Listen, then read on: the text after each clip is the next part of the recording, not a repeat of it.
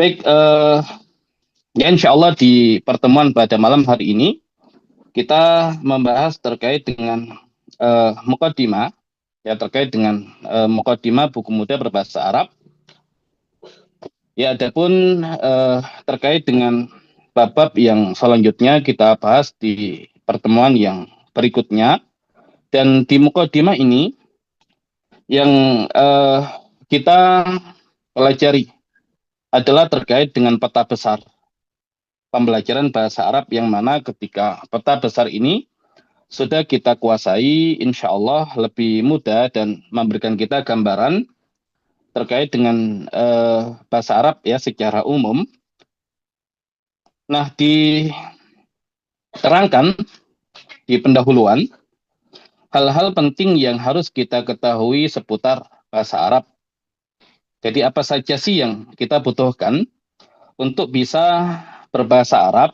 Ternyata yang dibutuhkan untuk bisa berbahasa Arab ya tidak banyak, ya hanya tiga hal yang dibutuhkan untuk benar-benar ya bisa memahami bahasa Arab. Yang pertama adalah mufradat, ya kosakata. Kemudian yang kedua adalah sorof, ya cara mengubah bentuk kata. Kemudian yang ketiga adalah nahwu, ya atau cara merangkai kata dalam kalimat. Nah, umumnya pembelajaran bahasa Arab yang ada di kita terkadang hanya mengambil satu sisi dari ketiga komponen ini. Ya ada yang hanya mengambil ya dari sisi mufradat ya atau kosakata dengan mempelajari bahasa Arab melalui hafalan-hafalan kosakata atau kalimat-kalimat yang sudah jadi ya namun dia tidak memahami secara perubahan kata ataupun ya cara merangkai kata tersebut sehingga tidak bisa menghukumi ya kalimat tersebut benar atau salah, ya benar atau salah.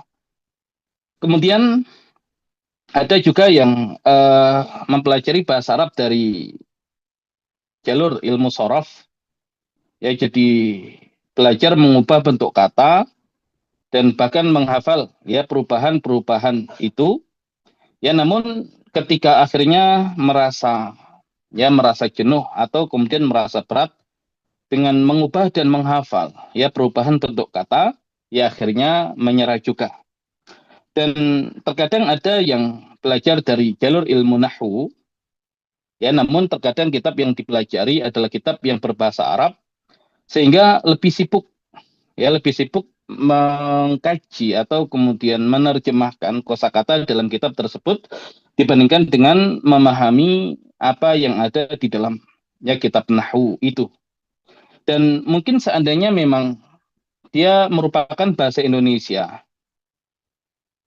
yang itu terjemahan ataupun disusun ya oleh orang Indonesia, terkadang secara susunan juga tidak disesuaikan dengan kebutuhan masyarakat Indonesia sehingga cita rasa orang Arabnya masih kental ya sehingga sulit untuk benar-benar dipahami oleh masyarakat kita. Nah, di buku Muda Bahasa Arab ini ya ketiga komponen ini kita satukan menjadi satu kesatuan dengan urutan yang tidak biasa.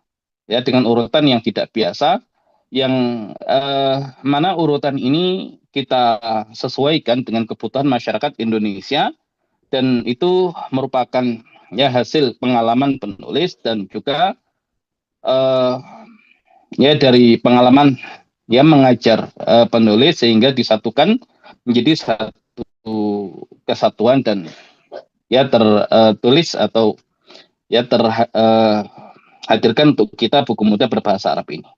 Baik, ya mungkin di awal ya kita ingin membuat analogi atau perumpamaan. Ya, jadi tiga komponen ini yang kita butuhkan untuk bisa berbahasa Arab. Ya, kalau pertama tadi mufradat, ya mungkin ya kita ibaratkan sebagai bahan baku.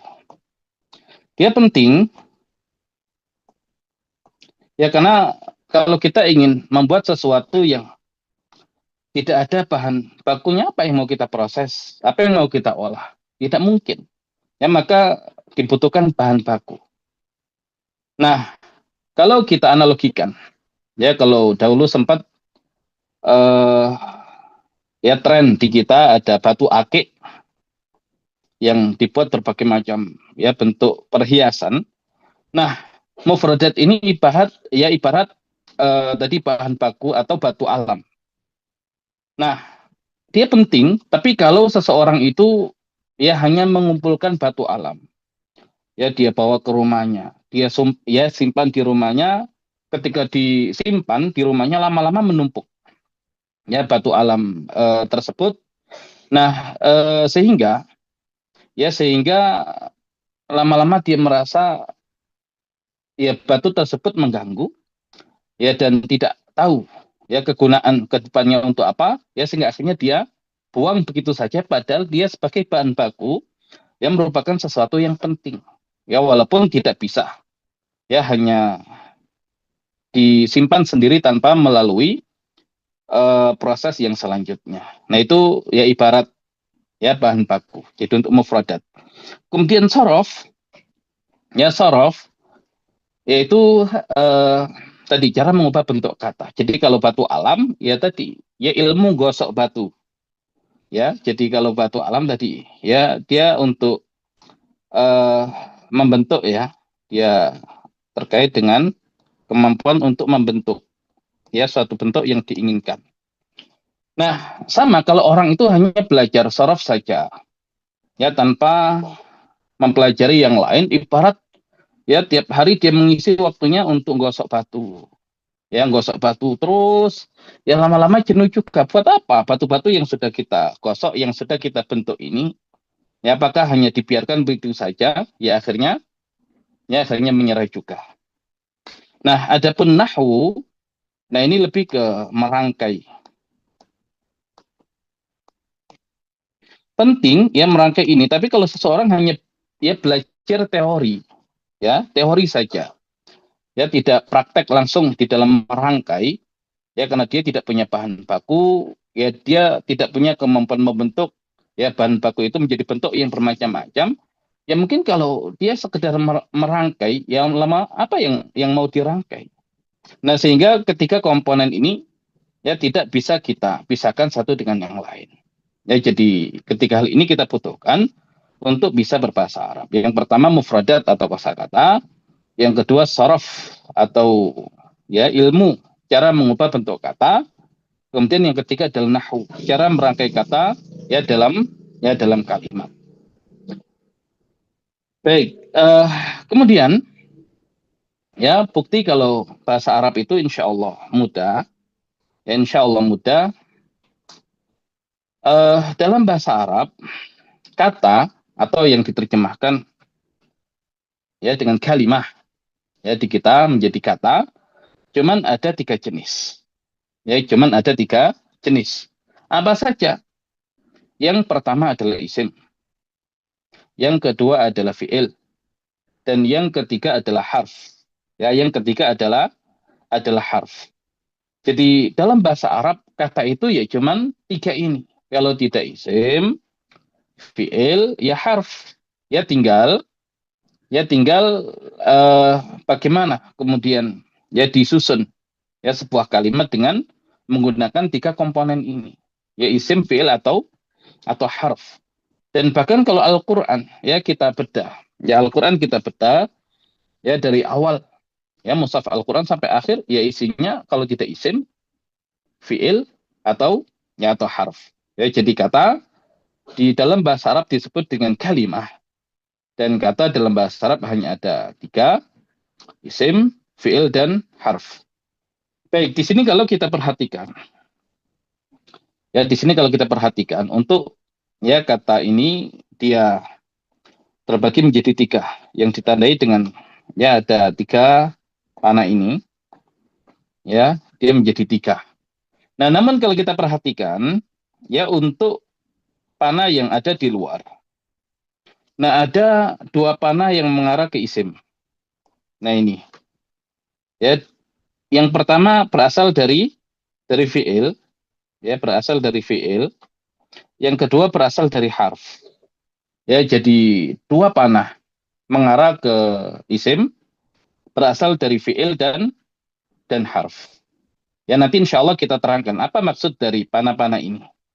Kemudian yang berikutnya, satu panah mengarah ke fiil, yang itu berasal dari harf.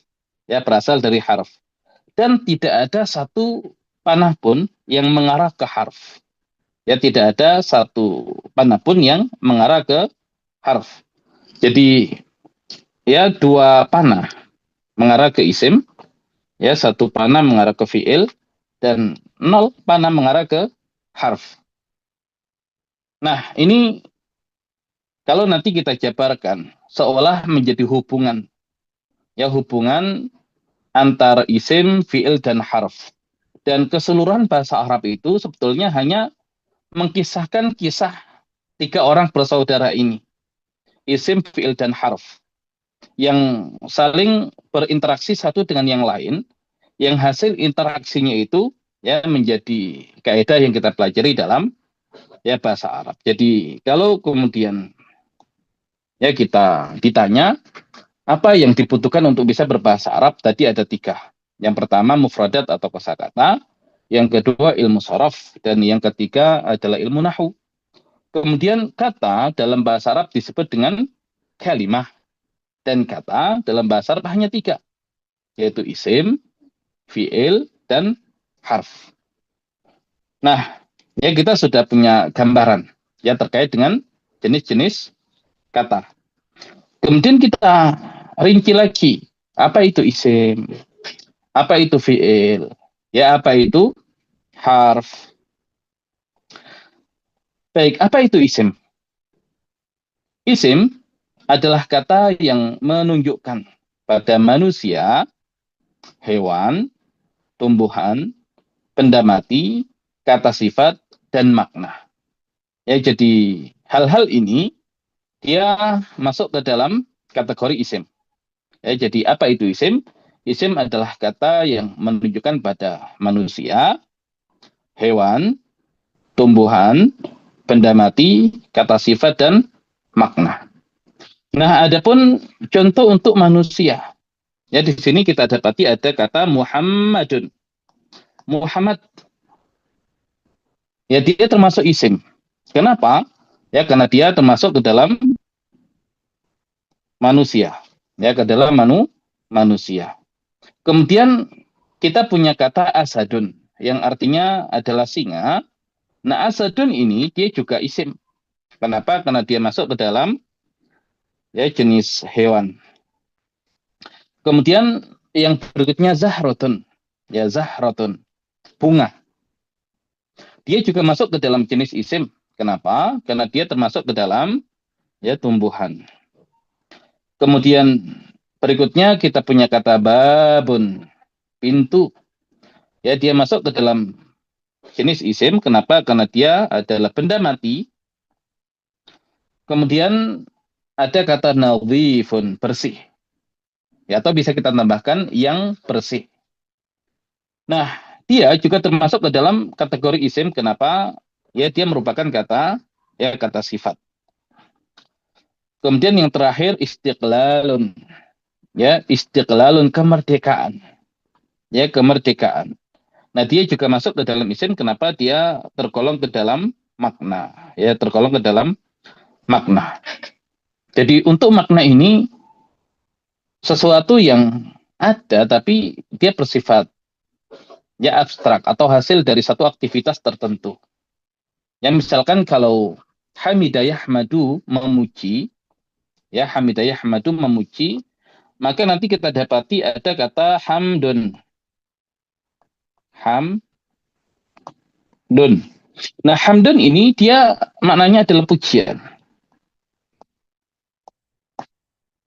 Ya, pujian. Kalau memuji dia fi'il, ya aktivitas. Tapi kalau hamdun pujian, ya di Al-Qur'an alhamdulillah. Ya segala puji milik Allah. Nah, dia tergolong ke dalam isim. Kenapa? Karena dia termasuk makna. Ya, dia termasuk makna. Kemudian kalau kita Ya, contohkan yang lain untuk makna ini. Ya, nanti ada kata misalkan kuwatun, kekuatan. Atau misalkan dzakaun, kecerdasan. Atau misalkan maha rotun, keahlian. Nah, itu juga masuk ke dalam kategori isim. Kenapa? Dia makna. Ya, termasuk makna. Jadi, kalau kemudian ditanya, apa itu isim? Isim adalah kata yang menunjukkan pada manusia, hewan, tumbuhan, benda mati, kata sifat, dan makna. Nah, semuanya yang masuk ke dalam kategori isim. Baik, kemudian yang berikutnya.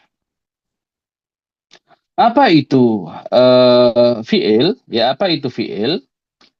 Fi'il adalah kata yang menunjukkan pada pekerjaan yang terjadi pada masa lampau, sekarang, akan datang, dan juga kata perintah. Ya, dan juga kata perintah. Jadi intinya fi'il itu dia berkaitan dengan aktivitas pekerjaan. Ya, dia berkaitan dengan aktivitas pekerjaan. Nah, bisa terjadi di masa lampau, ya bisa terjadi di masa sekarang, bisa terjadi di masa yang akan datang. Jadi sentuhan fi'il itu dia terikat dengan waktu. Ya, termasuk juga kata perintah adalah perintah untuk melaksanakan satu aktivitas setelah waktu adanya perintah. Ya, setelah waktu adanya perintah. Ya, maka dia masuk ke dalam kategori fi'il. Dan nanti dalam bahasa Arab, ya ada tiga jenis fi'il. Ya, ada tiga jenis fi'il. Eh, yang pertama fi'il madhi. Ya, kita contohkan di sini kata kataba. Ya, kataba dia tergolong ke dalam ya fi'il madhi yang secara masa dia menunjukkan masa lampau.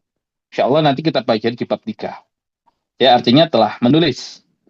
Kemudian, ya jenis yang kedua adalah fi'il mudhari'. Ya, dia menunjukkan masa sekarang dan akan datang. Nanti kalau kita tambahkan ya beberapa komponen yang lain seperti akan. Nah, itu nanti menjadikan ya dia menunjukkan waktu yang akan datang. Nah, contohnya adalah kata yaktubu. Yaktubu sedang menulis. Kemudian yang ketiga adalah fi'il amr. Ya, fi'il amr dia menunjukkan perintah, tulislah. Ya, tulislah. Baik, ya jadi dalam bahasa Arab fi'il itu hanya ada tiga. Fi'il madhi, ya fi'il madhi, kemudian fi'il mudhari' dan fi'il amr. Fi'il madhi nanti insya Allah kita pelajari di bab 3. Fi'il mudhari' kita pelajari di bab 4 dan fi'il amr ya baru akan kita pelajari di bab terakhir, ya di bab 7. Karena urutan yang kita gunakan ya adalah urutan yang sudah disesuaikan dengan kebutuhan masyarakat yang ada di Indonesia. Dan di awal ini di awal ini kita sedang memahami terkait dengan peta besar. Ya, peta besar yang akan kita lalui di dalam pembelajaran bahasa Arab. Jadi kalau misalkan di awal kok berat ya materinya. Ya, baru pertemuan pertama kok sudah berat ya. Enggak, insya Allah ya karena ini adalah peta ya peta. Jadi kalau kemudian kita memiliki gambaran terkait dengan ya peta perjalanan yang akan kita lalui, nah itu lebih memudahkan kita. Ya, paham alhamdulillah, tidak paham 100% pun tidak ada masalah. Ya, karena yang kita bahas pada malam hari ini itu nanti akan kita pelajari secara terperinci di bab-bab yang berikutnya. Nah, ini sekedar memberikan pengenalan saja agar kita ya tahu ya rute yang akan kita lalui ketika mengkaji kitab ya buku atau ya tadi buku mudah berbahasa Arab. Baik, ya jadi fi'il ada tiga, fi'il madhi, fi'il mudhari' dan fi'il amr. Ya kemudian berikutnya adalah harf. Apa itu harf? Ya, harf adalah kata yang maknanya tidak jelas kecuali jika disambung dengan kata yang lain. Ya, jadi harf adalah kata yang maknanya tidak jelas kecuali jika disambung dengan kata yang lain. Uh, ya, misalkan ada kata fi artinya di dalam. Kalau seseorang mengatakan fi, di dalam, kemudian diam. Orang pasti akan bertanya, iya, di dalam apa? Nah, tidak jelas. Kalau dikatakan fi al-baiti, di dalam rumah. Nah, baru bisa dipahami. Atau dan, ya, bahasa Arabnya wa. Kalau ada orang mengatakan wa dan iya dan apa? Ya dan apa? Ya misalkan dakhala Muhammadun wa. Dakhala masuk Muhammadun Muhammad wa dan orang akan bertanya iya dan apa? Wa aliyun dan Ali. Nah, itu baru kemudian bisa dipahami. Atau lam belum. Iya belum apa? Lam yaqra belum membaca. Bisa dipahami. Ya jadi harf adalah kata yang maknanya tidak jelas kecuali jika disambung dengan kata yang lain. Baik, ya jadi kalau ya kita ulang kembali ya rute perjalanan yang akan kita lalui. Tadi ya apa yang kita butuhkan untuk bisa berbahasa Arab? Ya ada tiga. Yang pertama adalah kosakata ya atau mufradat. Yang kedua adalah ilmu sorof dan yang ketiga adalah ilmu nahwu. Kemudian kata dalam bahasa Arab disebut dengan kalimah. Kemudian kata dalam bahasa Arab hanya ada tiga. Yang pertama isim, yang kedua fiil, yang ketiga harf. Apa itu isim? Isim adalah kata yang menunjukkan pada manusia, hewan, tumbuhan, benda mati, kata sifat dan makna. Kemudian apa itu fiil? Fiil adalah kata yang menunjukkan pada pekerjaan yang terjadi pada masa lampau, sekarang, akan datang, dan juga kata perintah. Kemudian apa itu harf? Harf adalah kata yang maknanya tidak jelas, kecuali jika disambung dengan kata yang lain. Nah, berarti tiga hal inilah yang menjadi penyusun kalimat dalam bahasa Arab. Ya, hanya ada tiga jenis kata, dan ya harusnya tidak sulit. Ya, kalau komposisinya hanya tiga jenis kata, kenapa kita ya kesulitan untuk mempelajari bahasa Arab? Berarti ada sesuatu. Ya, berarti ada sesuatu. Padahal ketika Allah jadikan Al-Quran diturunkan dengan bahasa Arab.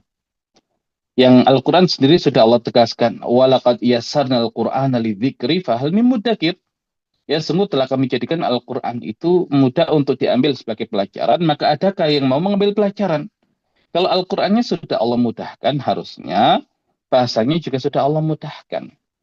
Dan bukti kalau bahasa Arab itu mudah dipelajari, mudah dikuasai. Kalau kita lihat, ya setiap kali Islam masuk ke satu negeri, ya maka penduduk negeri tersebut akan berbahasa Arab. Ya, penduduk negeri tersebut akan berbahasa Arab. Dan ini membuktikan kalau ya bahasa Arab ya harusnya mudah untuk dipelajari. Baik. Nah, kata sudah kita dapatkan gambarannya. Kemudian kita masuk ke kalimat. Ya, kalau ada kata, maka ada kalimat. Dalam bahasa Arab, kalimat disebut dengan jumlah. Ya, kalau kalimah itu kata, kalau jumlah itu kalimat. Nah, wallahu a'lam, siapa yang dahulu menerjemahkan itu, ya karena seolah ada terjemahan yang terbalik. Ya, jadi kalau kalimah kata, jumlah kalimat. Ya, jadi kalimat justru kata. Padahal kalau kita nyebut kalimat, nah itu malah jumlah. Nah, untuk jumlah ini dalam bahasa Arab cuma ada dua. Ada jumlah ismiyah, ada jumlah fi'liyah. Ya, jadi kalau kata cuma ada tiga. Isim, fi'il, dan harf. Kemudian jumlah atau kalimat cuma ada dua. Jumlah ismiyah dan jumlah fi'liyah. Nah, harusnya sudah tergambar oleh kita. Ya, harusnya sudah tergambar oleh kita gambaran bahasa Arab itu. Nah, kalau kemudian kita rinci, apa itu jumlah ismiyah? Jumlah ismiyah adalah kalimat yang dimulai dengan isim. Nah, jumlah ismiyah adalah kalimat yang dimulai dengan isim. Nah, karena dimulai dengan isim, ya maka disebut dengan jumlah ismiyah. Jadi kalau kita dapati kalimat dalam bahasa Arab, kok diawali dengan isim, ya maka bisa kita pastikan itu jumlah ismiyah. Yaitu jumlah ismiyah. Nah, kemudian jumlah ismiyah ini terdiri dari dua unsur penyusun utama. Ya, kalau ada jumlah ismiyah pasti ada dua penyusun utamanya. Yang pertama adalah mubtada, dan yang kedua adalah khobar.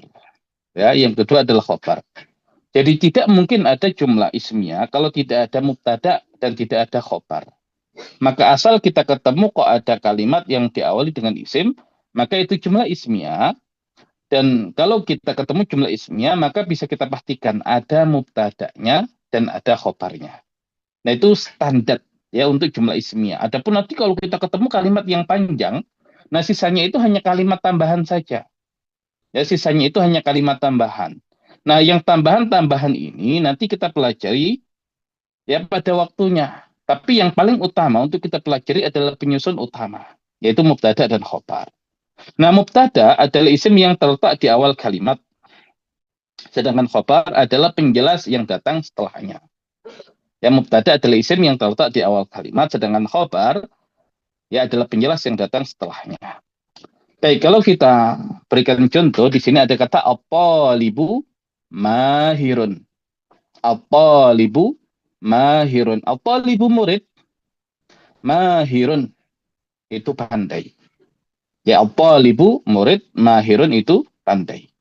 Nah, at-talibu karena dia terletak di awal, ya maka dia jadi mubtada. Ya, dia menjadi mubtada. Kemudian mahirun datang setelahnya. Nah, dia menjadi dia menjadi khobar. Ya, dia menjadi khobar. Baik, ya jadi jumlah ismiyah adalah kalimat yang dimulai dengan isim. Kemudian jumlah ismiyah terdiri dari dua unsur penyusun utama, yaitu mubtada dan khobar. Mubtada adalah isim yang terletak di awal kalimat, sedangkan khobar adalah penjelas yang datang setelahnya. Baik, kemudian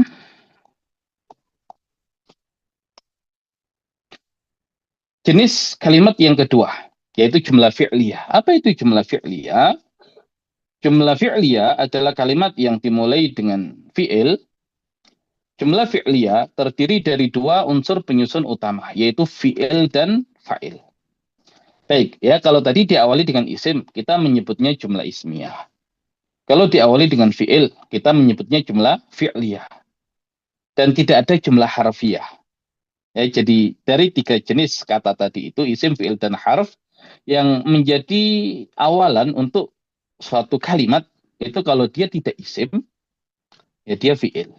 Kalau isim kita menyebutnya jumlah ismiyah, kalau fi'il kita menyebutnya jumlah fi'liyah. Nah, jumlah fi'liyah terdiri dari dua unsur penyusun utama, yaitu fi'il dan fa'il. Ya, jadi fi'il ini dia penyusun utama satu, kemudian fa'il dia yang kedua. Jadi kalau kita dapati ada jumlah fi'liyah, pasti ada di dalamnya fi'il dan fa'il. Nggak mungkin ada jumlah fi'liyah kok nggak ada salah satu dari dua penyusun utama ini. Nah, jadi pasti ada. Nah, kemudian apa itu fi'il? Fi'il adalah kata kerja yang terletak di awal kalimat. Ya, fi'il adalah kata kerja yang terletak di awal kalimat. Sedangkan fa'il adalah subjek yang terletak setelah kata kerja. Jadi kalau kita dapati ada kata kerja di awal kalimat dan setelahnya ada subjek, ya ada pelaku pekerjaan, ya maka pelaku pekerjaan itu disebut dengan fa'il. Ya disebut dengan fa'il. Baik, ya contoh hadara at-talibu. Hadara at-talibu. Hadara telah hadir. At-talibu ya murid laki-laki. Walaupun kalau kita terjemahkan, ya kita hanya mengenal di bahasa kita SPO. Ya, subjek, predikat, objek. Ya, maka tetap kalau diterjemahkan, ya subjeknya di awal. Nah, bayangkan, ya kalau kita membaca mushaf Al-Quran, yang jelas hasil terjemahannya itu mengikuti aturan bahasa yang ada di dalam bahasa Indonesia, ya kita tidak akan dapati ini aslinya jumlah ismiyah atau aslinya jumlah fi'liyah. Ya, ini aslinya jumlah ismiyah atau aslinya jumlah fi'liyah. Ya, terjemahnya sama, tapi nanti secara makna itu beda. Ya, secara sentuhan makna itu beda. Padahal Al-Quran ya terkandung di dalamnya pelajaran-pelajaran yang luar biasa. Jadi kenapa Allah gunakan jumlah ismiyah? Kenapa Allah gunakan jumlah fi'liyah? Pasti berbeda. Tapi kalau diterjemahkan sama. Nah ini berarti harus dinaikkan levelnya. Dari mempelajari Al-Quran hanya berdasarkan terjemahan, ya untuk dinaikkan, ya mendalami Al-Quran sesuai dengan ya pemahaman kita terkait dengan bahasa Arab. Baik, ya di sini hadara, ya dia fi'il. Kemudian at-talibu dia fa'il. Ya, hadara dia fi'il. Tadi yang pertama. Kemudian at-talibu ya dia fa'ilnya. Ya, yang kedua. Baik. Nah, ini penyusun utama. Makanya kita katakan penyusun utama yaitu ya komposisi paling minimal terkait dengan jumlah fi'liyah. Jadi ada dua kata pun sudah cukup yang menjadi penyusun jumlah fi'liyah. Dan dua kata itu adalah fi'il dan fa'il. Baik, ini kalau kita bicara paling minimal dari jumlah fi'liyah. Nah, namun ada kalanya dalam jumlah fi'liyah terdapat maf'ul bihi. Ya, terdapat maf'ul bihi. Nah, kita dapati ada komponen yang baru yaitu maf'ul bihi. Walaupun bukan sebagai unsur penyusun utama. Kita mengatakan bukan sebagai unsur penyusun utama, ya dalam artian tidak ada maf'ul bihi pun sudah memungkinkan menyusun jumlah fi'liyah. Ya, jadi tanpa maf'ul bihi pun sudah memungkinkan ya untuk menyusun jumlah fi'liyah. Sehingga kita katakan ya untuk maf'ul bihi ini ya dia bukan sebagai unsur penyusun utama. Nah, maf'ul bihi adalah objek yang dikenai pekerjaan. Ya, jadi kalau secara posisi maf'ul bihi ini adalah objek yang dikenai pekerjaan. Nah, kok ada jumlah fi'liyah yang tidak ada maf'ul bihinya dan kok ada jumlah fi'liyah yang ada maf'ul bihinya. Nah, kenapa demikian? Ya, karena fi'il itu dilihat dari butuh atau tidaknya kepada objek itu dibagi menjadi dua.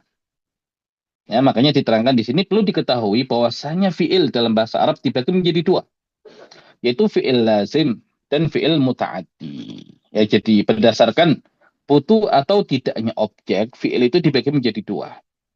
Ya, yang pertama fi'il lazim dan yang kedua ya dia fi'il muta'addi. Apa itu fi'il lazim? Fi'il lazim adalah kata kerja yang tidak membutuhkan objek. Ya, fi'il lazim adalah kata kerja yang tidak membutuhkan objek. Jadi cukup nanti ya susunannya adalah fi'il dan fa'il. Sedangkan fi'il muta'addi adalah kata kerja yang membutuhkan objek. Berarti nanti untuk susunannya fi'il, fa'il ya ditambahkan ya maf'ul bihi. Ya ditambahkan maf'ul bihi. Nah, kalau kita contohkan di sini ada kalimat kataba telah menulis, at-talibu murid laki-laki, ad-darsa pelajaran. Ya kataba ini fi'il di awal kalimat.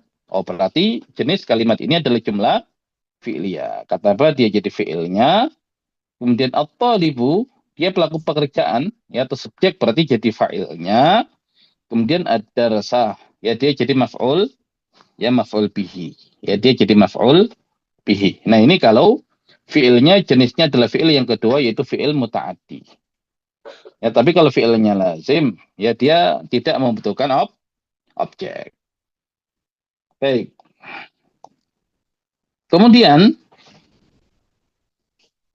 perlu diketahui juga jika jumlah fi'liyah terdiri dari fi'il dan fa'il.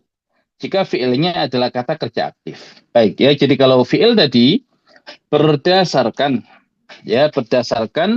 butuh atau tidaknya objek dibagi menjadi dua, fi'il lazim dan fi'il muta'addi. Adapun dilihat dari aktif atau pasif.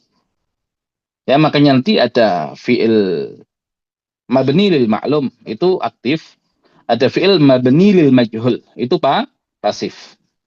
Nah, diterangkan di sini perlu diketahui juga jika jumlah fi'liyah terdiri dari fi'il dan fa'il jika fi'ilnya adalah kata kerja aktif. Ya, namun jika fi'ilnya adalah kata kerja pasif, maka jumlah fi'liyah terdiri dari fi'il dan naibul fa'il. Ya, jadi kalau fi'ilnya aktif, fi'il fa'il, ya terkadang butuh maf'ul bihi. Ya, tapi kalau fi'ilnya pasif, ya maka unsur penyusun utamanya adalah fi'il dan naibul fa'il. Nah, naibul fa'il adalah isim marfu yang terletak setelah kata kerja pasif. Jadi ya baru muncul ya naibul fa'il kalau ya fi'ilnya itu kata kerja pasif. Ya, kata kerja pasif. Contoh, kutiba adarsu, kutiba ditulis, adarsu pelajaran. Nah, kutiba ditulis dia fi'il. Oh, berarti kalimat ini tergolong ke dalam jumlah fi'liyah. Tapi kutiba itu pasif. Oh, berarti penyusun utamanya adalah fi'il dan naibul fa'il. Ya, maka ad-darsu di sini dia menjadi naibul fa'il. Baik, ya jadi kalau kita ulang lagi dari awal. Apa sih yang dibutuhkan untuk bisa berbahasa Arab? 3 hal yang dibutuhkan untuk bisa berbahasa Arab. Yang pertama adalah mufradat atau kosakata, yang kedua sorof, dan yang ketiga nahu. Kemudian kata dalam bahasa Arab disebut dengan kalimah. Kemudian kata dalam bahasa Arab hanya ada 3. Ada isim, ada fi'il, dan ada harf. Apa itu isim? Isim adalah kata yang menunjukkan pada manusia, hewan, tumbuhan, benda mati, kata sifat, dan makna. Apa itu fi'il? Ya, fi'il adalah kata yang menunjukkan pada pekerjaan yang terjadi pada masa lampau, sekarang, akan datang, dan juga kata perintah. Kemudian apa itu harf? Harf adalah kata yang tidak jelas maknanya kecuali disambung dengan kata yang lain. Kalau kata dalam bahasa Arab ada 3, terus jumlah ada berapa? Nah, kalimat ya dalam bahasa Arab disebut dengan jumlah, dan kalimat dalam bahasa Arab hanya ada 2. Ada jumlah ismiyah dan ada jumlah fi'liyah. Jumlah ismiyah adalah kalimat yang diawali dengan isim. Jumlah fi'liyah adalah kalimat yang diawali dengan fi'il. Jumlah ismiyah terdiri dari 2 unsur penyusun utama, yaitu mubtada, yaitu isim yang terletak di awal kalimat, dan khobar, kata yang datang sebagai penjelas setelahnya. Kemudian jumlah fi'liyah, kita lihat dulu fi'ilnya ini butuh objek atau tidak butuh objek. Ya, kalau dia tidak butuh objek berarti lazim. Penyusunnya hanya 2, fi'il dan fa'il.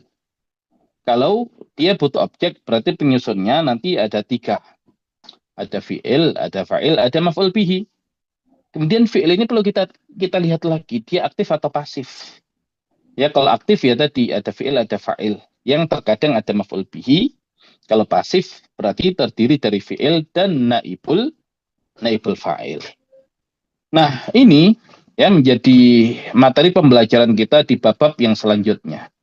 Jadi, kalau misalkan kita biasanya belajar bahasa Arab tadi, ada yang dari jalur kosakata, ada yang dari jalur sorof, ada yang dari jalur nahwu, dan biasanya sudah langsung dalam di masing-masing bagian tersebut. Nah, sehingga akhirnya tidak pernah tuntas. Ya, dan menghadirkan ketidakjelasan terkait dengan bahasa Arab itu. Ya, jadi bayangkan, ya seseorang itu ya diajak keliling Jakarta. Jadi ini orang kampung, ya diajak keliling Jakarta. Dia ingin menguasai ya semua tempat yang ada di Jakarta. Akhirnya dia berkesempatan untuk keliling Jakarta. Nah, dia ya nanti dari arah Depok, ya dari arah Depok eh, diajak jalan-jalan di satu RT yang ada di Lenteng Agung, ya jalan-jalan di satu RT yang ada di Lenteng Agung. Dia habiskan tadi mengenali tempat-tempat yang ada di RT tersebut. Ya, hampir seharian dia berada di RT tersebut atau kemudian ya beberapa RT ya di RW tersebut. Kemudian akhirnya kembali pulang. Keesokan harinya diajak lagi, yuk keliling Jakarta lagi. Ya dia merasa, nggak menarik, ya tidak asik, membosankan ternyata keliling Jakarta itu. Nah itu kesan yang didapatkan, ya karena dia masuk terlalu dalam sebelum bisa memahami gambaran terkait dengan Jakarta. Nah, suatu saat kalau kemudian dia ditaruh, ya masih di Jakarta Selatan, tapi sudah di daerah yang berbeda. Ya agak ke sana dikit, misalkan di Tanjung Barat. Ditaruh di satu RT di situ. Dia sudah kebingungan. Ya kenapa? Ini tempat yang baru, tempat yang asing. Dia nggak bisa pulang karena tidak kenal tempat itu. Ya, jadi seolah-olah baru bagi dia. Padahal sama-sama Jakartanya. Ya, padahal dia pernah seharian ya berada di Jakarta, tapi ketika diajak ke Jakarta lagi di tempat yang berbeda, terasa asing oleh dia. Tapi bayangkan, ya kalau kita itu dikasih gambaran awal, ya dikasih map, ya Jakarta, kemudian dikasih eh, ya rute-rute yang akan dilalui, gambaran besar Jakarta, ya naik bus, ya kemudian tinggal duduk manis, ya melewati jalan-jalan protokol yang ada di Jakarta, menikmati keindahan Jakarta. Ya maka ya dari Depok misalkan, ya masuk ke Lenteng Agung terus lewat jalan-jalan besar, ya sehingga nanti ya dia akan ya melewati Pasar Minggu, terus ke sana lagi nanti akan ya melewati ya misalkan eh, taman yang ada di Kalibata, ya dia melihat Pancoran, kemudian ya semua gedung-gedung terkenal di Jakarta, ya dia pahami, ya dia pahami dan tergambar oleh dia karena dia sudah, oh Jakarta itu ya dia ya terdiri dari beberapa kota, ya misalkan Jakarta Selatan, ya kemudian di Jakarta Timur, Jakarta Utara, Jakarta Barat, Jakarta Pusat. Ya terlepas nanti Pulau Seribu itu ya wilayah yang lain, dia sudah pahami itu dan di masing-masing kota itu dia tahu ya jalan besarnya dan tahu gedung-gedung terkenal dari ya dari tempat-tempat tersebut. Nah, selesai seharian dia keliling Jakarta. Ya, kemudian ketika ditanya mau nggak keliling Jakarta lagi, ya pasti dia mau. Ya seru, ya jadi bisa melihat keindahan kota Jakarta. Nah, dia sudah tergambar ya gambaran Jakarta itu seperti itu.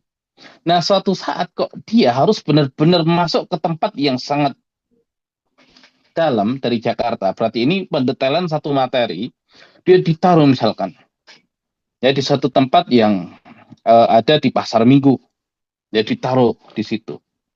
Asing bagi dia, ya tapi ya dia karena sudah tergambar oleh dia gambaran Jakarta, dia tinggal keluar cari jalan protokol. Ya ketika dia ketemu jalan protokol, oh ternyata sini tembusannya. Oh ya di sini tembusan. Jadi semakin nanti dia mendalami ya terkait dengan Jakarta yang ada adalah oh ternyata sambungannya ke sini, tembusannya ke sini. Sama ketika kita selesai mempelajari buku mudah berbahasa Arab, kemudian kita naikkan ke level buku-buku yang selanjutnya.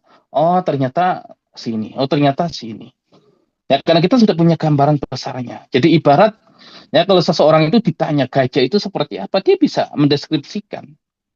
Ya tapi kalau orang itu tidak pernah utuh diberikan gambaran ya bahasa Arab atau kalau kita analogikan ya tidak pernah dikasih gambaran untuk gajah, ya dia hanya meraba-raba saja, oh gajah itu kayak tiang listrik, ya mungkin karena yang dia pegang adalah kakinya, ya setelah itu oh, gajah itu kayaknya ya dia kayak gentong yang besar yang dipegang adalah perutnya, atau gajah itu keras, ya keras dia seperti kayu yang dipegang gadingnya, ya dan seterusnya. Ya tidak pernah dapat gambaran utuh. Nah, makanya buku ini disusun ya agar kita punya gambaran yang utuh terkait dengan bahasa Arab. Ya, jadi tidak untuk menyaingi buku-buku yang ada, tapi ini menjadi pijakan awal ya sebelum mempelajari kitab-kitab tersebut. Yang ingin ya kemudian mendalami eh tadi ya muhadatsah atau kemudian kosakata berbahasa Arab, turusul lugha, ya kemudian Arabiyah baina yadai, ya atau al Arabiyah linasyiin. Ya insya Allah mudah. Ya, kemudian yang ingin tadi mendalami eh, nahwu misalkan. Ya, dia belajar al-Jurumiyah, bahkan ya dia naik ke Alfiyah Ibnu Malik. Ya, Masya Allah mudah. Ya kan sudah tergambar oleh dia. Ya jadi ya buku ini disusun tidak untuk menyanyi kitab-kitab yang ada, tapi menjadi pijakan awal untuk memudahkan yang mempelajari kitab-kitab tersebut. Ya dan kalau ingin mendalami tadabbur Al-Quran, ya insya Allah ya bahkan banyak hal yang bisa kita dalami nantinya. Baik, nah ini terkait dengan kata dan kalimat ya dalam bahasa Arab. Nah, kemudian berikutnya mengenal harokat dan i'rab. Ya, mengenal harokat dan i'rab. Perlu kita ketahui ketika kita belajar bahasa Arab, ya khususnya ilmu nahwu, kita akan sering bersinggungan dengan istilah dhammah, fathah, kasrah ataupun sukun. Namun istilah-istilah ini berbeda fungsinya dengan harokat yang ada dalam ilmu tajwid yang lebih menekankan pada pergerakan mulut. Ya, jadi harokat itu kan pergerakan, betulnya. Ya, pergerakan. Nah, kalau dalam ilmu tajwid, ya dhammah ya dhammu artinya mengumpulkan. Kenapa disebut dhammah? Karena ngumpul bibir atas dan bibir bawah ketika mengucapkan harokat dhammah. Kemudian fathah, dari kata fathah yaftahu yang artinya membuka. Kenapa? Karena ketika seseorang itu yang mengucapkan huruf yang berharokat fathah, ya bibirnya akan terbuka. Ya mulutnya akan terbuka. Dan kasroh dari kata kasaro, yaksiru yang artinya memecahkan. Ya, memecahkan. Ya, karena ketika dia mengucapkan huruf yang berharokat kasroh, bibirnya akan pecah. Ya, pecah ke bawah. Nah gitu. Kemudian sukun, dari kata sakana yaskunu artinya mendiami. Karena ketika seseorang itu membaca harokat sukun, bibirnya di diam. Nah ini ya kalau ya kita pahami ya makna kata dhamma, fathah, kasr dan sukun yang lebih banyak nanti sentuhannya berkaitan dengan ilmu tajwid. Tapi ilmu nahwu memang akan digunakan dhamma, fathah, kasr, sukun. Tapi dengan fungsi yang berbeda. Karena ilmu nahwu tidak mempelajari terkait dengan pergerakan bibir, tapi lebih kepada ya kedudukan kata dalam satu kalimat. Nah, sehingga i'rab nah itu yang menjadi penjelasan untuk kedudukan kata dalam ya satu kalimat. Baik. Nah, adapun dalam ilmu nahwu, istilah-istilah tersebut digunakan untuk menjadi penanda ya, menjadi penanda kedudukan kata dalam kalimat yang biasanya disebut dengan i'rab. Lantas apakah yang dimaksud dengan i'rab itu? I'rab adalah perubahan keadaan pada akhir kata, yaitu perubahan keadaan dari rafa menjadi nasab, jar ataupun jazm. Ya, jadi rafa tadi ya tanda utamanya dhammah. Jadi kalau kemudian kita sebut rafa, nah dibayangkan saja di awal dhammah. Kemudian nasab yaitu fathah. Jar kasra, jazm sukun. Nah, hanya kalau kita bedah secara akar kata rafa itu raf'un, rafa. Ya, orang kita akhirnya mudahkan rafa. Dari kata rafa yarfa'u yang artinya mengangkat. Ya, yang artinya mengangkat. Ya, kemudian nasab akhirnya nasbun, nasab. Ya, disebutnya nasab. Dari kata nasab yansibu artinya menegakkan. Kemudian jarun dari kata jar yajru artinya menyeret. Kemudian jazm ya dari kata jazim yajzimu menetapkan. Baik. Kalau nanti kita bicara isim itu hanya berlaku untuk 3. Jadi ini, nah isim nanti masuk di sini. Hanya 3 ini. Baik. Nah, bayangkan ya isim. Ya isim, dia masuk di 3. Jadi isim itu nanti bisa rofa, nasab, atau jar. Rofa tanda utamanya dhamma, nasab tanda utamanya fathah, jar tanda utamanya kasrah. Baik, kalau kita cari kata rofa, mengangkat ya di Al-Quran. Ya, jadi Al-Quran itu karakternya mengangkat. Ya, jadi Al-Quran karakternya mengangkat. Karena ilmu nahwu ini disusun setelah turunnya Al-Quran. Ya, ilmu nahwu disusun setelah turunnya Al-Quran. Nah, orang-orang Arab sebelumnya itu dengan ya salikoh mereka. Jadi ya ya secara alami, secara natural itu memahami bahasa Arab tanpa harus ada kaidah, tanpa harus ada panduan, otomatis. Ya, tapi ketika bangsa Arab ini bercampur dengan bangsa-bangsa yang lain, ya dan dikhawatirkan ya bahasa Arab akan rusak, ya hingga akhirnya disusun ilmu nahwu untuk menjaga aturan dalam bahasa Arab. Nah, sehingga istilah-istilah yang digunakan oleh para ulama kita itu punya filosofi. Ya, makanya kalau Al-Quran itu mengangkat, apa sih yang mengangkat dari Al-Quran? Ya, maka kita akan dapati. Ya, kita akan dapati eh, di surat Al-Mujadilah ayat yang ke-11. Allah Subhanahu wa taala berfirman, "Yarfa'illahu alladhina amanu minkum walladhina utul ilma darajat." Niscaya Allah Subhanahu wa taala mengangkat orang-orang yang beriman di antara kalian dan orang-orang yang berilmu dengan beberapa derajat. Jadi yang mengangkat dari Al-Qur'an itu adalah iman dan ilmu. Dan bacaan dari sahabat mulia Abdullah bin Mas'ud, beliau membaca yarfa'illahu alladhina amanu minkum. Niscaya Allah mengangkat orang-orang beriman di antara kalian. Dari berbagai macam manusia, yang Allah angkat adalah yang beriman. Kemudian beliau lanjutkan, walladzina utul ilma darajat, dan yang diberi ilmu dengan beberapa derajat. Dari orang-orang yang beriman itu diangkat lagi yang lebih tinggi itu, ya yaitu orang-orang yang berilmu, yaitu para ulama. Makanya kalau kita cari kata ulama di Al-Qur'an, ya kita cari ulama di Al-Qur'an itu selalu dalam keadaan marfu atau di dhammah. Ulama u, ya. Jadi nanti ada ulama Bani Israel. Ada innama yakhsyallaha min ibadil ulama'u. Ya tidak kita dapati, uh, ya dalam Al-Quran kok ada ulama'a, apalagi ulama'i. Ya selalu ulama'u. Maksudnya apa? Ya karena ulama dengan ilmunya mereka ditinggikan. Makanya para nabi itu kenapa Allah tinggikan? Ya karena ilmu yang ada pada mereka. Ya dan bahkan ya di zaman kebesaran Islam, ya antara penguasa dengan ulama lebih tinggi ulama. Ya kalau kemudian menunjukkan tentang kemajuan satu peradaban. Makanya di zaman Harun ar-Rasyid, ya Islam sedang berada di puncak. Ya ketika beliau ingin mendatangkan Imam Malik, ya mengajar beliau dan putra-putranya, Imam Malik mengatakan al-ilmu yu'ta walayati. Ilmu itu didatangi, bukan mendatangi. Ya akhirnya beliau dengan putra-putranya duduk di majelis Imam Malik. Lebih tinggi posisi ulama dibandingkan ya umarok penguasa. Nah itu kalau ulamanya marfu ditinggikan.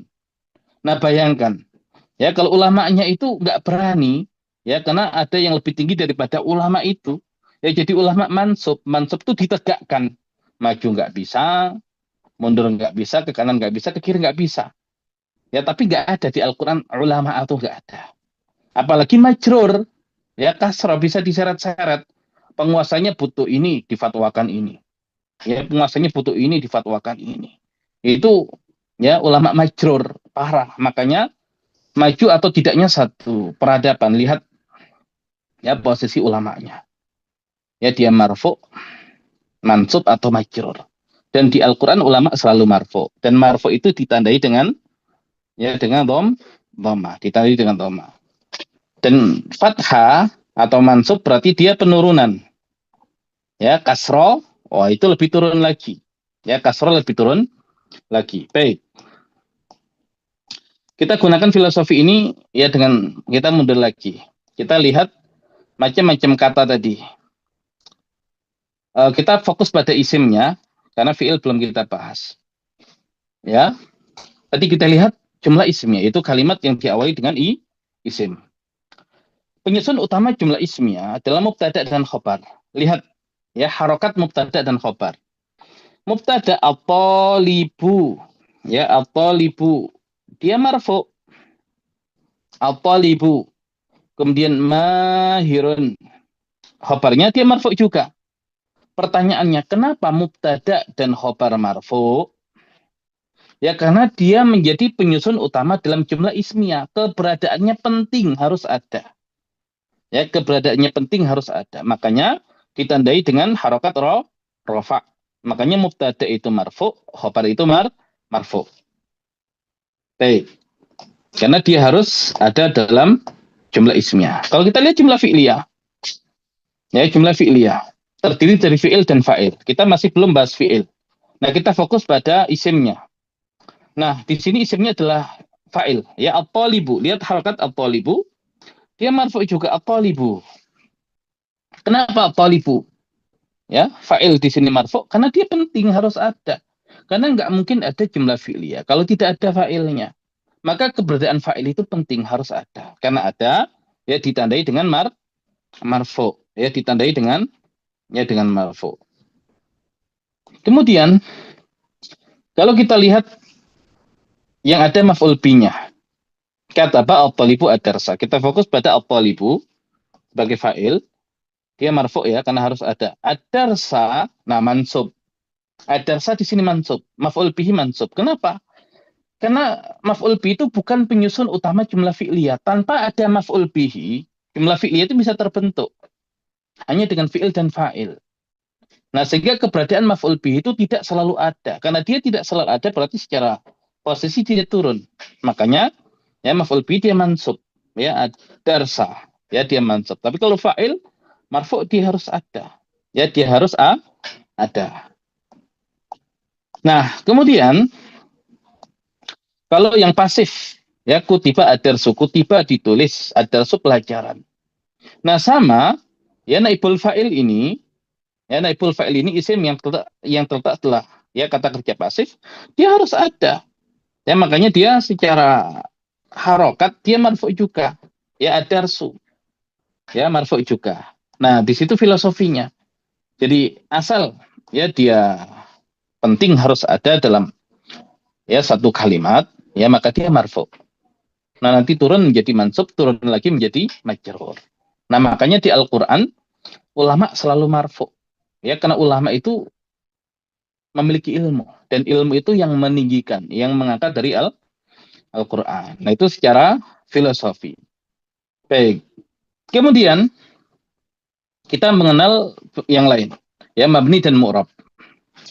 Nah, dilihat dari segi berubah atau tidaknya harokat suatu kata, maka kata terbagi menjadi dua, yaitu mabni dan mu'rab. Ya, mabni itu tetap, mu'rab itu berubah. Nah, apa itu mabni? Mabni adalah kata yang tidak berubah harokat akhirnya disebabkan perubahan posisinya dalam kalimat. Jadi, isim nanti ada mabninya. Huwa, dia, selamanya huwa. Tidak kita dapati, nanti misalkan hu atau hui nggak ada. Ya, yang ada hanya huwa. Ya, tetap. Kemudian yang berikutnya, fi'il yang mabni, contohnya kataba. Ya, selamanya kataba. Kita kasih, misalkan di sini ma kataba. Tetap, nggak ada ma, tetap kataba. Nah, dia mabni. Kemudian harf yang mabni, contohnya hal. Selamanya hal. Tidak kemudian halu, hala, atau hali nggak ada. Yang ada selamanya hal. Nah, jadi mabni ini masuk ke tiga jenis kata. Isim, fi'il, dan harf. Ya, isim, fi'il, dan harf. Nah, dia eh, masuk mabni di situ. Nah, adapun mu'rab, apa itu mu'rab? Mu'rab adalah kata yang berupa harokat akhirnya disebabkan perubahan posisinya dalam kalimat. Nah, mu'rab ini hanya masuk di isim dan fi'il. Nah, kalau kita lihat ya untuk isim, ya contohnya al-muslimu dia marfu. Al-muslima dia mansub, al-muslimi dia majrur. Ya. Jadi kata al-muslimu dia mu'rab karena bisa berubah harokatnya marfu, mansub, dan majrur. Al-muslimu, al-muslima, al-muslimi. Kemudian untuk fi'il yang mu'rab di sini yaktubu dia marfu. Dikasih an jadi an berubah jadi mansub.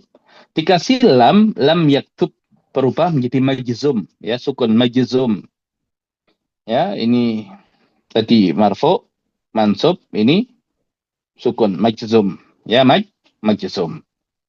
Nah, dari sini kita tahu berarti marfu berarti masuk di isim dan fi'il, mansub masuk di isim dan fi'il, majrur hanya masuk di isim, majzum hanya masuk di fi'il.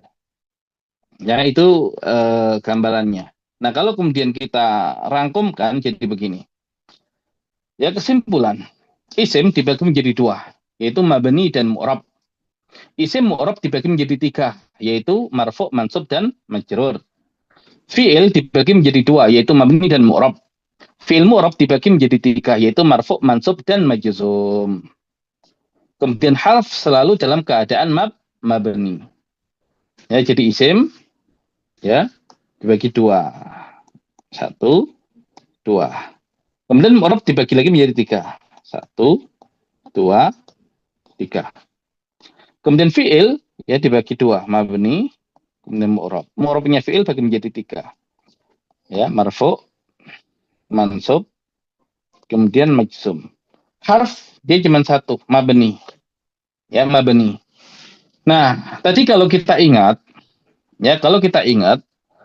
tadi ada isim yang ya dua panah itu mengarah kepada dia. Pertama dari fi'il, ya mengarah ke isim. Kemudian berikutnya dari harf ya mengarah ke isim juga. Nah, ini maksudnya apa? Isim itu ibarat saudara paling tua. Adiknya lagi namanya fi'il, adiknya lagi namanya harf. Nah, jadi isim ini ketika dikerjai oleh dua orang adiknya, yaitu fi'il dan harf, ada yang tidak berubah, yaitu mabni. Nah, dia nggak baperan. Ada yang berubah, ya mu'rob. Ini yang baperan. Nah, mu'robnya isim ini, bapernya isim ini ada tiga kemungkinan. Marfu, mansub, dan majrur. Kemudian tadi ada satu panah mengarah ke fi'il dari harf. Nah, fi'il ketika dikerjai oleh adiknya yang bernama harf, ada yang tidak berubah, namanya mabni. Ada yang berubah namanya mu'rab. Ya, mu'rabnya fi'il itu ada tiga kemungkinan, marfu, mansub, dan majzum. Harf dia selalu mabni. Kenapa? Karena tidak punya adik, karena paling kecil. Ya, karena paling kecil. Apakah semua adik suka ngerjai? Tidak. Ya, nanti kita akan belajar. Ya, ada jenis harf, ada jenis adik yang dia nggak suka ngerjai. Tapi umumnya harf ya atau adik yang paling kecil ini ya dia biasa ngerjai. Ya, jadi ya ibarat bahasa Arab itu adalah hubungan tiga bersaudara. Ya isim, fiil, dan harf. Nah, sebagaimana yang ya kita terangkan di sini. Baik. Nah, ini gambaran umum terkait dengan bahasa Arab dan kemudian terakhir ini hafalan wajib. Ya, jadi kita nanti ada 7 bab. Ya, bab pertama kita bahas dhamir munfasil. Ini nanti kita bahas di bab pertama. Ya, dhamir munfasil. Kemudian dhamir mutasil, kata ganti sambung, kita bahas yang kedua. Fi'il madhi ini ketiga. Kemudian keempat fi'il mudhari'. Ya, kemudian bab 5 itu tentang fi'il mazid. Kemudian bab 6 itu i'rab isim. Bab 7 i'rab fi'il. Nah, hanya nanti kalau kita hafal ya hafalan wajib ini bahkan 50% dari kitab sudah kita kuasai. Ya, hanya dengan menghafal untuk dhamir munfasil huwa huma hum. Ya huma hunna anta antuma antum anti antuma antuna ana nahnu. Ya, kalau dhamir muttasil hu huma hum. Ha huma hunna ka kumakum ki kumakuna ina. Fi'il madhi fa'ala fa'ala fa'alu fa'alat fa'alata fa'alna fa'alta fa'altuma fa'altum fa'alti fa'altuma fa'altuna fa'altu fa'alna. Fi'il mudhari' yaf'ulu yaf'ulani yaf'uluna. Taf'ulu taf'ulani yaf'ulna. Taf'ulu taf'ulani taf'uluna. Taf'ulina taf'ulani taf'ulna af'uluna af'ulu. Ya, dan ini ya bisa menggunakan ya jari kita. Jadi kalau ya kita gambarkan jari ini jempolnya ya, telunjuknya, tengah, kemudian jari manis, jari kelingking. Ya kalau kemudian kita tuliskan misalkan huwa, huma, hum, hiya, huma, hunna. Anta, ya antuma, apa?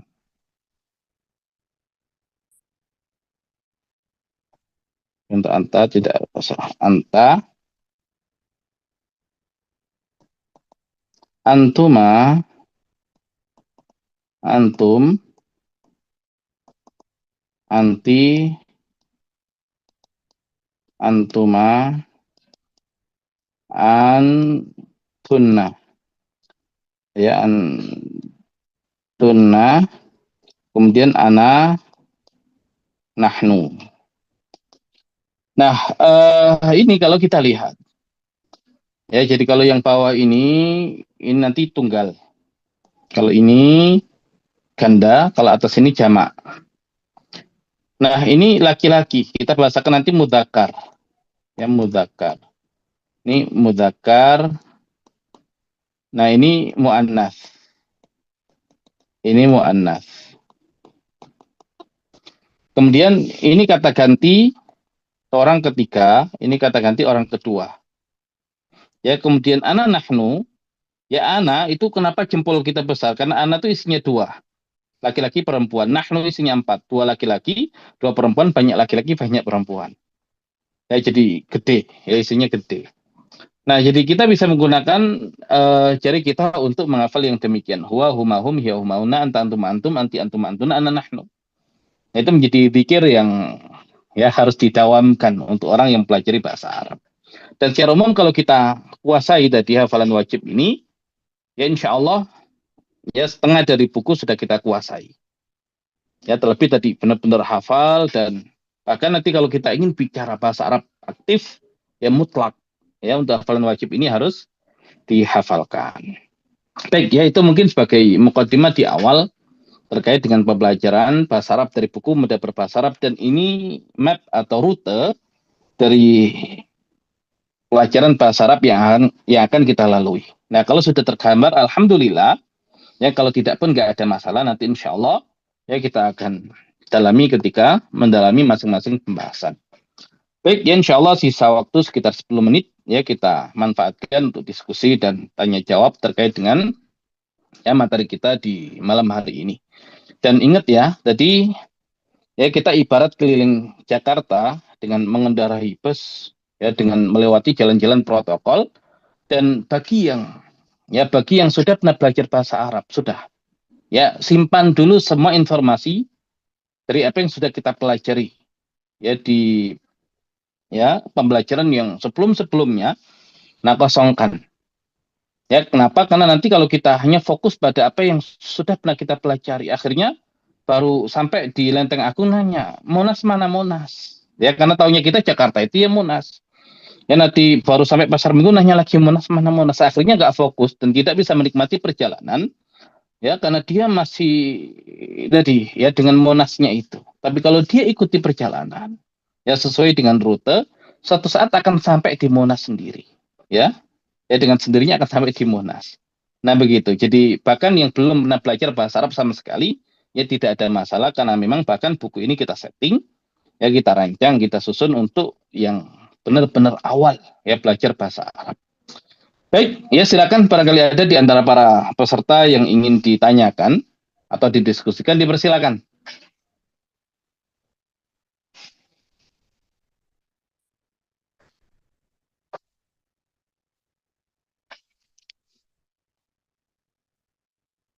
Baik, silakan yang mau bertanya.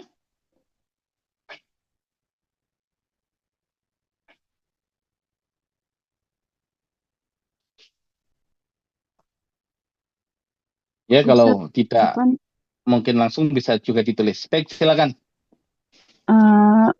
Afan Ustaz, berarti ini yang tadi kan yang mabni itu dia harokat akhirnya tidak berubah dalam Tidak posisi berubah. apapun gitu ya Ustaz.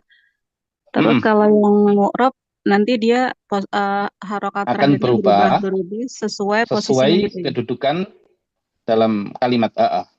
Oh gitu, baik baik. Oh ya, syukran Ustaz. Ya, Afwan. Ya, jadi nanti kalau jadi fa'il, ya harokatnya apa, jadi maf'ul bihi nanti harokatnya apa, nah dia berubah nanti. Itu yang mu'rab. Hmm. Baik, silakan yang lain. Tadi izin bertanya Ustadz. Mm-hmm. Jumlah fi'liyah, tadi kan disebutkan jumlah fi'liyah terdiri dari fi'il dan fa'il. Jika fi'ilnya adalah kata kerja aktif, untuk Aktif fi'il dan tidak butuh objek. Ya, kalau kata kerja aktif di sini itu sama Maksudnya tuh kalau dalam bahasa Indonesia kan Mm-mm, kata kerja aktif itu kata kerja yang berawalan itu diterjemahkan dalam bahasa Indonesianya seperti itu gitu. Misalnya kayak mm, eh, mm, menulis gitu. mm, Itu mm. aktif gitu. Seperti itu Iya. Ustadz. Jadi kalau misalkan eh apa namanya ini kalau kita lihat kataba itu kan menulis. Kalau kutiba ditulis. Ya nanti qoro'a membaca, quri'a dibaca. Nah itu Oh ya, seperti itu. ya. Sama. Hmm. Ya dan nanti insya Allah kita akan belajar bagaimana cara mengubah kata kerja pasif, kata kerja aktif menjadi pasif. Ya kalau fi'il madhi nanti seperti apa aturannya, kalau fi'il mudhari nanti seperti apa aturannya. Tapi secara pembagian seperti itu. Hmm. Ya. Terima kasih Ustadz. Baik, sama-sama. Baik, silakan yang lain.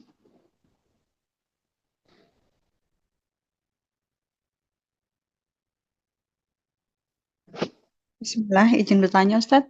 Baik, silakan. Sebelum bertanya ini saya mau ucapkan jazakumullah khairan Ustadz. Jazakallahu khairan.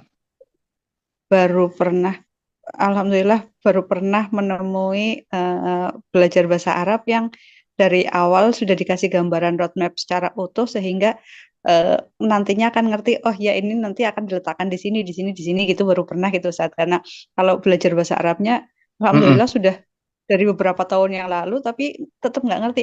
Belajar sorof iya, belajar nahu iya, tapi nggak ngerti ini sorof akan diletakkan di mana, nahu akan diletakkan di mana itu. Jadi apa namanya, dengan adanya ini nih jadi ada gambaran utuh dari awal sampai akhirnya ini, masya Allah baru pernah gitu Ustaz. Masya Allah Baik, barakallah. baik, baik. Ustaz. Barakallah. Kemudian ini pertanyaan saya adalah sebenarnya masih belum jelas Ustaz, apakah masih belum jelas tentang fi'il lazim dan fi'il muta'addi. Tapi barangkali ini nantinya akan sampai ke rute itu juga nggak apa-apa sih Ustaz. Coba, yang belum jelas tadi kan disebutkan apa namanya, menjadi kata kerja pasif gitu Ustaz. Bukan semata seperti bahasa Indonesia misal Aisyah menangis gitu. Sudah nggak butuh objek lagi gitu Ustaz. Atau Hasan tidur gitu, Hasan tidur gitu kan sudah nggak butuh objek lagi gitu Ustaz. Apakah yang seperti itu ataukah yang memang yang pasif gitu yang dimaksud dengan fi'il lazim gitu Ustaz. Jazakumullah khair. Baik, jazakallahu khairan. Baik ya, jadi ya di bab 1 dan bab 2 nanti kita akan belajar terkait dengan dhamir munfasil dan dhamir muttasil. Ya, dhamir munfasil dan dhamir muttasil itu termasuk ke dalam isim. Ya, dua-duanya nanti mabni. Dan sudah kita masukkan nanti ya yang mufrad, tunggal, mutsanna, ganda, kemudian jamak ya, dengan nanti dikit-dikit kita akan belajar macam-macam jamak. Dan bagaimana cara menyusun dari dasar sampai ya bisa ke jamak tadi itu. Nah, di bab 3 fi'il madhi, di bab 4 nanti fi'il mudhari. Nah, di fi'il madhi kita akan diterangkan tadi terkait dengan fi'il lazim dan fi'il muta'addi. Fi'il lazim itu dia tidak membutuhkan objek. Ya nanti kalau kita ambil contoh misalkan ada kata hadara, hadir. Nah, hadir itu dia tidak membutuhkan objek. Ya. Kemudian nanti ada kata jalasa, duduk. Ya, karena duduk di atas. Nah, itu sudah masuk ke keterangan dia. Ya, jalasa duduk. Atau kemudian kharaja keluar. Nah, dia termasuk ke dalam lazim. Nah, kalau akala makan, ya syariba minum, ya qara'a membaca, dia muta'addi. Dan untuk membuat kata kerja pasif itu dibuatnya dari fi'il muta'addi. Ya, dibuatnya dari fi'il muta'addi. Ya, tidak dibuat dari fi'il lazim. Ya, walaupun nanti kalau ada fi'il lazim yang dibentuk seperti itu nanti ada aturan tersendiri, tapi secara umum ya jadi kata kerja pasif itu dibuat dari fi'il muta'addi. Nah, makanya kalau kita perhatikan di sini ya, kata apa? Dia fi'il kan? At-talibu fa'il, ad-darsa maf'ul bihi. Oh, berarti ini bisa kita jadikan kata kerja pasif. Nanti kalau kemudian kita jadikan kata kerja pasif, ya seperti contoh yang selanjutnya itu kalau kita tuliskan sini jadi kutiba. Kutiba. Nah, kalau sudah pasif itu nanti fa'ilnya nggak usah disebut. Nah, posisi fa'il digantikan maf'ul bihi ke sini. Ya, menjadi adar. Nah, tadi maf'ul bihi itu kan mansub karena dia bukan penyusun utama. Tapi ketika sudah dijadikan pasif dan fa'ilnya sudah tidak ada, maka fa'il penting berarti harus digantikan. Nah, akhirnya maf'ul bihi di sini menggantikan fa'il. Ya, menjadi adar su. Nah, dia penting harus ada. Nah, namanya bukan lagi maf'ul bihi, namanya sudah menjadi naibul fa'il, pengganti fa'il. Ya, jadi itu ceritanya. Ya, jadi naibul fa'il pengganti fa'il. Kemana fa'ilnya dihilangkan? Kenapa? Karena fi'ilnya berubah dari aktif menjadi pasif. Nah, kemudian tadi ya jadi kata kerja pasif dibuatnya dari fi'il muta'addi, bukan dari fi'il lazim. Nah, itu nanti insya Allah juga akan kita ya detailkan. Nah, itu mungkin sebagai gambaran awal ya biar lebih memahami nantinya. Demikian.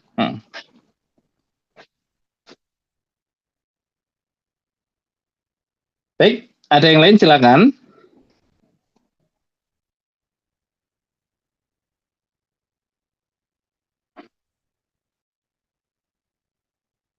Ya, dan paling kalau kemudian ya saya berikan PR tadi ya adalah dengan menghafal hafalan wajib.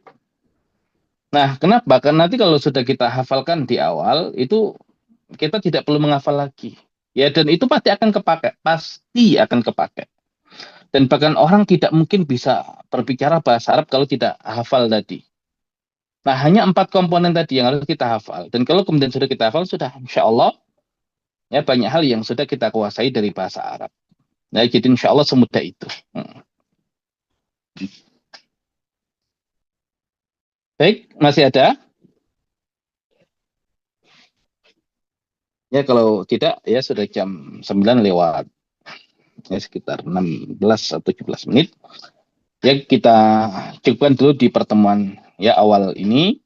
Ya, semoga bisa dipahami. Dan yang terpenting tadi, ya untuk belajar bahasa Arab itu istiqomah. Dan apapun masalahnya dalam bahasa Arab bisa diselesaikan. Ya, hanya satu masalah yang nggak bisa diselesaikan, berhenti di tengah jalan. Nah, itu. Ya, masalah yang nggak ada obatnya. Tapi ya apapun masalahnya, apapun kesulitannya asal ya tetap istiqomah. Nah, insya Allah ya tinggal nunggu waktu Allah akan mudahkan untuk bisa ya memahami bahasa Arab. Baik ya mungkin itu yang bisa disampaikan di kesempatan ya pada malam hari ini. Ya kita cukupkan, kita tutup dengan bacaan hamdalah dan doa qaftul majlis. Alhamdulillahirabbil alamin. Subhanakallahumma bihamdika asyhadu alla ilaha illa anta astaghfiruka wa atubu ilaik. Assalamualaikum warahmatullahi wabarakatuh.